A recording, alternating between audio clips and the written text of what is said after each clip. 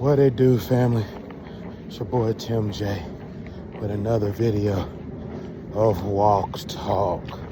Yeah, I had to take a break this weekend. This weekend was kind of interesting. I learned a lot, heard some things. I was feeling some type of way. The world was weird. The church world is weird. My family's weird. My church family is weird. I had a lot to process this week. And so, because you go from, going 40 days fasting, you're getting the word from God what's going to happen about elevation and basically you suck, right? So that actually came into play this weekend or this last couple of weeks, right?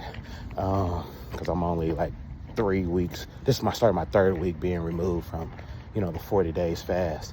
But it's really interesting because, I got this affirmation or affirmation, people affirming the things that I'm doing that are outside of my bubble, my church bubble, my friend bubble, my family bubble.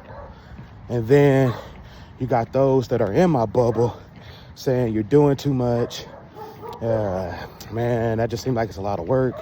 I don't know why you're doing all of that.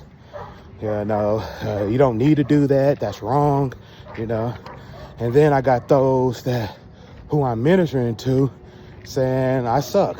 Like, basically, you're trash. I don't get anything out of your teaching or your lessons or the things that we do. We don't get nothing out of it. Now, it's not because of the conversations that I had the last 2 weeks, but just hearing and reflecting on the year that we done had as Driven, and with all the, the paperwork and stuff like that, attendance and, just things like that. I'm just venting right now, y'all. This is just a vent.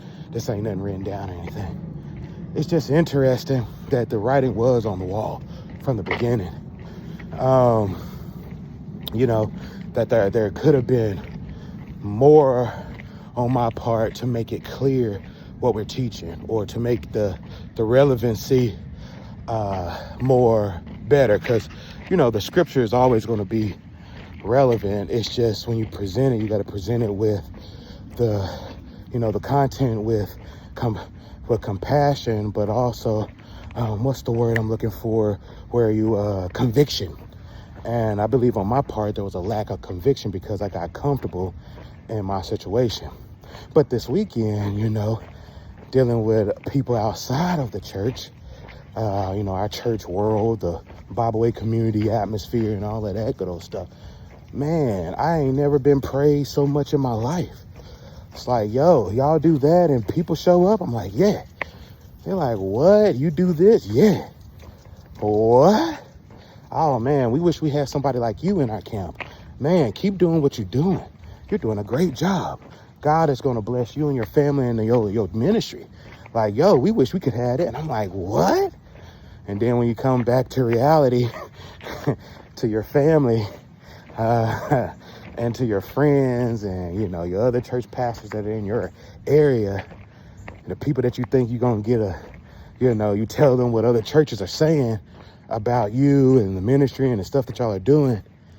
And then all of a sudden, there's no response. It's just a negative response, nothing like, no happiness. It was just all negative. So I don't know. I felt some type of way. So yesterday, I thought I was going to get my walk on and do all these things.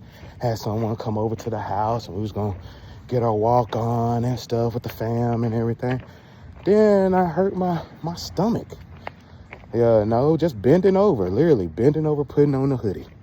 Bending over, giving the wife a kiss, hug before I got out there on the walk. Man, my abs were on flame. It was like I couldn't do anything. Like it was superly flexed and I couldn't move. Like I sat down, it'll be okay. I stand back up, I'm dying, right? Walking hurts. I'm like, what in the world? And so, I came this morning with the thought this morning. This is a long one, so I don't know if I got to break it up into two. But when I woke up this morning, the thought came into mind, hey, man, stop stressing. Stop stressing. Everything's going to be all right. The disciples, people didn't really take them for real until Jesus died. And even when they did take them for real, they died for it. So they was going to be criticized. They was going to be praised. They was going to be abused. They was going to be uplifted. They was going to have all those things. They was going to be sad. They was going to be happy. Most of the disciples, Tim J, all of them were pretty much depressed. Much of them had this longing. I wish I could be there with you, but I can't. I want to do this with you, man. I long for you. My heart is with you. I really want to be in y'all's presence, but I can't. So, no. Jesus, his whole people dissed him. Everybody in his camp left him and deserted him. No. But we all can say one thing. Jesus said, if I be lifted up, guess what? All men will be drawn unto him. It ain't me. It ain't my situation. It ain't Tim J. It ain't about what I like. Paul says to live is Christ, to die is gain. He's like, yo, it's still not about me. It ain't about the accolades. I know I'm the greatest preacher of all time. I know I'm the greatest philosopher of all time. I know I'm that dude. But he was like, look, Peter said it was Christ that came and bore the sins of the world, my sins, and he bore it for me, on a tree, right? This is what Peter, he proclaimed Jesus resurrected from the grave. Not just he died, but he rose from the grave. They preached Christ and Christ alone. And so I was encouraged this morning by like, you know what, Tim, haters gonna hate, people gonna talk, people are not gonna give you props. That's fine. Are you doing it for that? Nah. To live is Christ, to die is gain. Gotta be put back in perspective, right? Conviction gotta be solid. If you're not convict, don't have conviction in what you're preaching, teaching, or whatever you're doing in life, it ain't gonna work. It ain't gonna work. It ain't gonna work. And so, I don't know.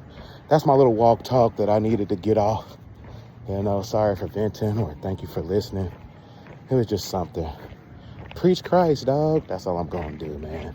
Preach Christ. Whatever that look like, I'm gonna just preach Christ. Christ is gonna get glorified.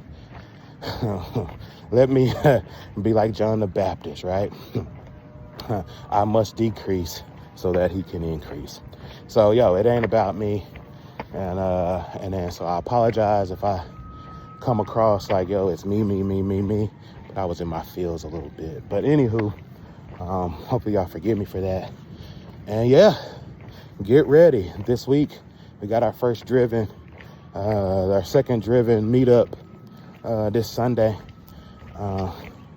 You still got time. If you missed the first one, you still got time to come on the second one.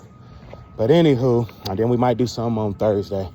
I don't know. I might put out a text this later on this evening about the pit stop starting up. I don't know, just to get a feel of what's happening in y'all life. But anyway, that's all I got. Hey, remember, God love you. So do I. It ain't nothing you can do about it. Tell somebody you love them. Give somebody a hug. And I love y'all. And I thank y'all for letting me be y'all spiritual leader, friend, counselor, whatever I need to be for y'all. Christ first. Minister of the gospel first. And then everything else fall in so that I can reach and save some. All right, man. Anywho, I love y'all. And I'll see y'all later. Peace.